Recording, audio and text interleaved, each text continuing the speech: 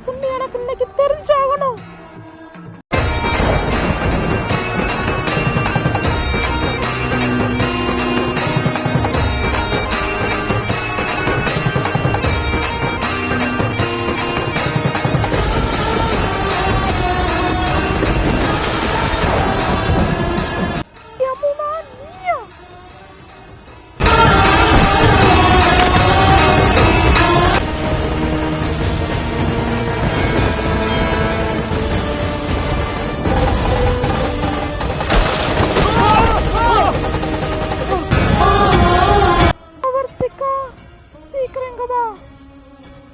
இப்போதைக்கு அவர்த்திகா கதையை ஸ்ரேயா முடிச்சிருப்பா. ரெண்டு பேரும் இன்னைக்கு சாவுங்கடி. ஸ்ரேயா கதையை முடிச்சிடணும்.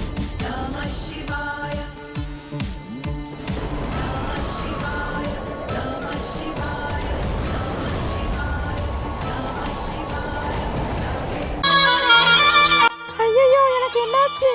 ஏனா எரியுது? பாம்பு சட்டையை நான் எரிச்சிட்டேன். நீங்க ரெண்டு பேரும் அங்க என்னன்னா அனந்தா செத்துட்டா, இங்க என்னன்னா நீ செத்துக்கிட்டு இருக்க கொஞ்சம் கொஞ்சமா. ஆனா ஸ்ரேயா நான் திரும்ப வருவேன். மசமசன்னு பார்க்காம சீக்கிரம் அவளுக்கு உயிர் கொடுடி. என்ன நம்ம நாகமணி ஸ்பேர்க்கி அவட்ட தான் இருக்கு. இன்னைக்கு மகா பௌர்ணமி, நம்மளுக்கு நாகமணி இன்னைக்கு வந்தே ஆகணும்.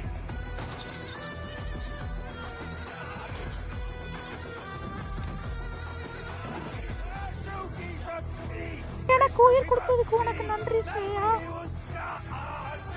ஒரு கெட்டவளே, உனக்கு அறிவில்ல. அவ ஒரு பாம்பு, நீ ஒரு மயில். ஒரு பாம்பு கிட்ட போய் தோத்துருக்கிய மயூரி. ஆனா மறந்துடாத ஸ்ரேயா, அந்த அவர்த்தி காட்ட நீனும் தான் தோத்து போனேன், அதையும் மறந்துடாத. அட பைத்தியக்காரிகளா, உங்க ரெண்டு பேருக்கும் அறிவே இல்லையா? இன்னைக்கு 25 வருஷத்துக்கு ஒரு முறை வர மகா பௌர்ணமி, நாகங்களுக்கா சக்தி இழக்கிற நாள். நம்மளுக்கு இன்னைக்கு நாகமணி வரணும். வாங்க எடுக்க போலாம். அடியே இங்க பாருங்கடி நாகமணியே. 25 வருஷத்துக்கு முன்னாடி பார்த்த நாகமணி அதே மாதிரி அதே பிரகாசத்தோட ஜொலிக்குதேடி. அட மயூரி, சீக்கிரம் அந்த குழந்தைய கூப்பிடு. நாகமணி இன்னைக்கு நம்மளுக்கு வந்தே தீரணும். இந்த நாகமணிக்காக தான் அனந்தாவோட அம்மாவான சிவன்யாவே நான் கொன்னேன். இந்த நாகமணிக்காக நான் எத்தனையோ பேரை கொண்டிருக்கேன். அந்த 5வது ஆள் வர்றதுக்குள்ளேயே நாகமணி நம்ம எடுத்துடலாம். அவன் வந்தான்னா நாகமணி நம்மளுக்கு கிடைக்காது, கைமீறி போயிடும் எல்லா வேலையும்.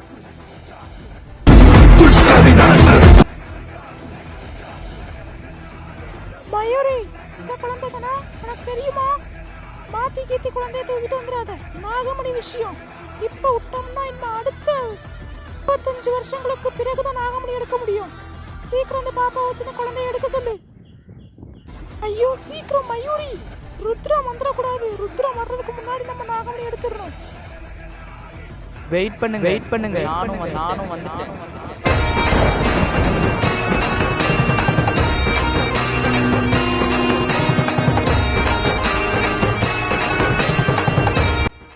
அம்முடா, இந்த குரல் எங்கேயோ கேட்ட மாதிரியே இருக்கு. ஒருவேளை அவன் வந்துட்டானா? அதாண்டி எனக்கும் தெரியல. ஒருவேளை அவன் வந்துட்டான்னா நாகமணி நம்மளுக்கு கிடையாது, நாகமணி அவனுக்கு சொந்தமாயிரும். சீக்கிரம்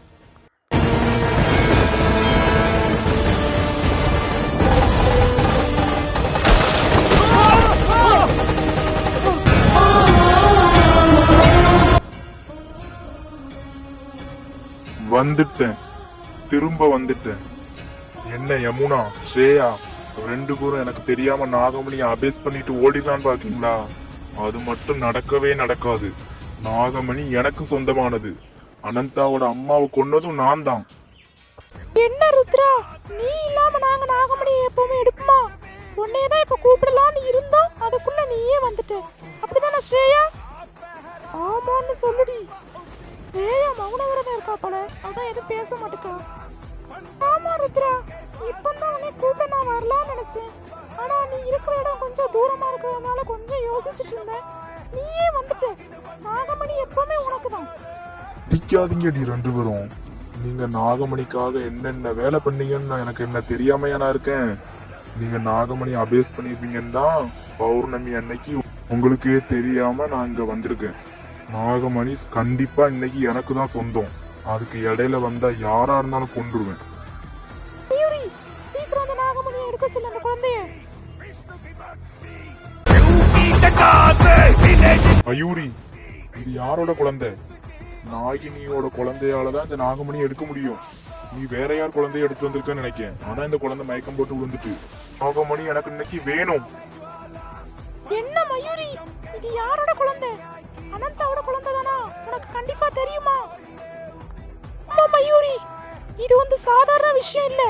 25 வருஷத்துக்கு ஒரு முறை வரும் பௌர்ணமி அன்னைக்கு தான் நாகமணி எடுக்க முடியும்.